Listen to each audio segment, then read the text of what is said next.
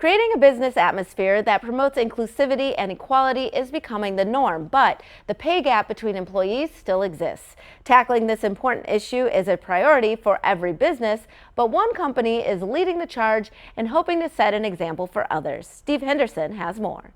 A new survey about pay equity from Harvard Business Review and UKG sheds a light on the challenges companies face when tackling the pay gap. Brian K. Reeves, Chief Diversity Officer at UKG, shares the top findings. One of them is the topic of pay equity is tremendously complex, and you have to think beyond just pay, but think of equity of compensation along with equity of representation, opportunity, and well-being, which we do at UKG. The most compelling stat that I saw was that 74% of executives consider pay equity a moderate or high priority within their companies, but only 49% of those companies have a pay equity plan in place. Melissa Thomas Hunt, a professor at the University of Virginia's Darden and Batten schools, explains how the focus is shifting to highlight more than gender alone. Historically, companies that were focused on pay equity were really indexed on women. But from the UKG study, we're now seeing that companies are opening that aperture and they're really expanding their focus to a broader array of marginalized groups.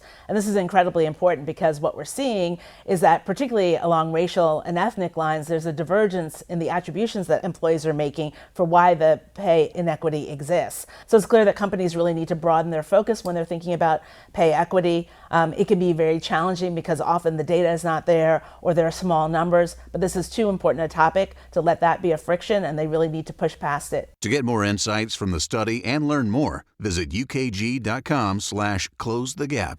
And we'll be right back with more Midday Maryland right after this. Stay tuned.